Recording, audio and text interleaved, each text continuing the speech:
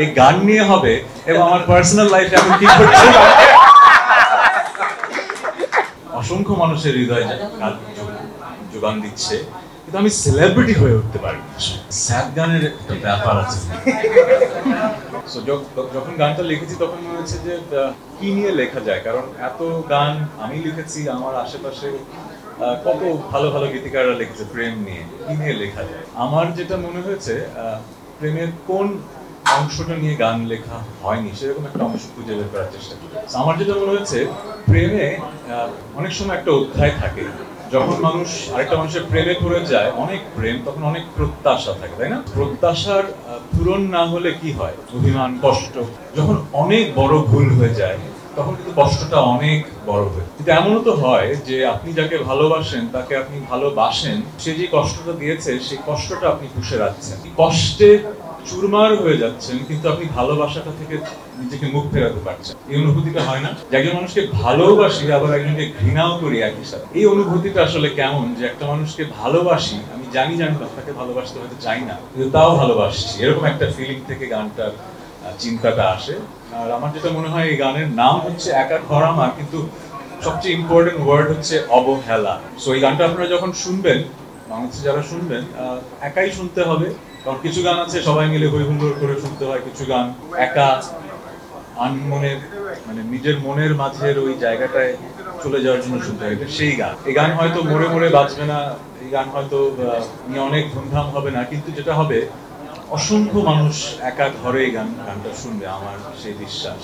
কারণ এই অবহেলার এই চিন্তাটা, ফিলিংটা সবার মাঝেই কম বেশি হয়তো জীবনে এসছে। আর যেটা হয়, আমি গত 20-22 বছরে অনেক গান করে যেটা বুঝতে পেরেছি, আমরা এখন পুঁজিবাদের সমাজে বসবাস করি, তো আমরা কাটতি খুঁজি, কিন্তু কাটতি খুঁজতে যে জিনিসটা হারিয়ে ফেলি, আমাদের শ্রোতা ভক্তদের সাথে একটা বন্ধন। যেটা হয় কি, একটা গান যখন লিখি, সুর করি বা মিউজিক করা শেষ হয়, অনেক ইমোশনাল ব্যাপার। এই ইমোশনটা যখন গানের মধ্যে আমরা ঢেলে দেই, সেটা যখন একজন শ্রোতা তার কানে শোনেন, সেটা তার ভেতরে যখন দাগ কাটে, তখন আমার সাথে তার একটা অদৃশ্য বন্ধন তৈরি হয়। এই বন্ধনটা যুগ যুগ ধরে থাকে, কিন্তু একটা গান অথবা 10টা গানের। সো কাটতির জন্য অনেক গান হয়, মিলিয়ন মিলিয়ন ভিউ হয়, কিন্তু ওই মিলিয়ন ভিউ এর মাঝে কিন্তু ওই বন্ধনটা আসলে তৈরি হয় না। সো আমি আসলে যশ খ্যাতি এত পেয়েছি, আমি কাটতি চাই না সেটা আমি বলছি না, কিন্তু আমি আসলে এই জায়গাটাতে খুব বেশি আমার প্রেম, যে আমার এই গানটা কি আমার ভক্ত শ্রোতাদের মনে আমার সেই বন্ধনটা তৈরি করবে কিনা। কারণ আমি যা ফিল করেছি, লিখেছি, সেটা ওনারা বুঝতে পারছে। আমার বিশ্বাস আমার গলার মিক্সিংটা আমার জীবদ্দশায় সাজিদের চেয়ে ভালো কেউ করতে পারেনি, পারবেও না। I am grateful that he exists. যেটা হয় কি, আমরা আর্টিস্ট আর সেলিব্রিটি দুটোর মাঝে কিন্তু একটা তফাৎ তৈরি করে ফেলি। যেরকম আপনারা আমাকে দেখছেন অ্যাজ এ সেলিব্রিটি, তাহসান আপনারা এত মানুষ এসছে, এই যে 100 ক্যামেরা, এটা কিন্তু সেলিব্রিটি তাহসানের জন্য এসছে। আর্টিস্ট তাহসানের জন্য কয়জন এসছে? তাই কি আসলে? এটা আমি বিশ্বাস করবো তখনই যখন আপনাদের নিউজের শিরোনাম এই গান নিয়ে হবে এবং আমার পার্সোনাল লাইফে এখন কি করছে।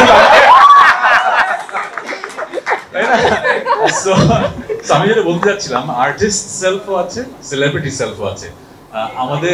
আমি যখন গান শুরু করি, অনেক মানুষ আমার গান শুনে, কিন্তু আসলে দেখি যে কখনো কোনো অ্যাওয়ার্ডে নমিনেশনও পায় না। আমি তখন বুঝতাম না ব্যাপারটা, যে কি ঘটনা কি, এই গান তো বাংলাদেশ সবাই শুনছে, এই বছরের সবচেয়ে হিট গানের মধ্যে এটা, তারা আমার নমিনেশনও পায় না কেন। তখন যেটা বুঝলাম যে আসলে আমার গান হয়তো অসংখ্য মানুষের হৃদয়ে যোগান দিচ্ছে, কিন্তু আমি সেলিব্রিটি হয়ে উঠতে পারি।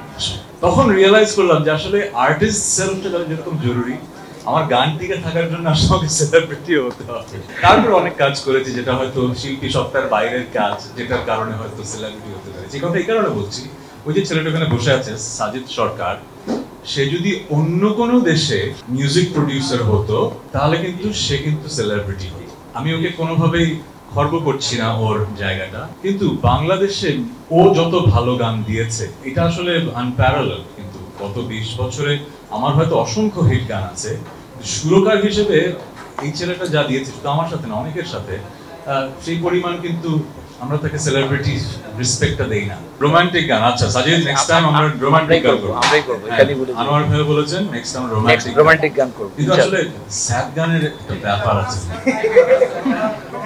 আচ্ছা হ্যাঁ, এখন আর স্যাড না, এই কথা সত্য না। যতদিন মানুষ সভ্যতা থাকবে, মানুষ দুঃখ বিলাসিতা করবে।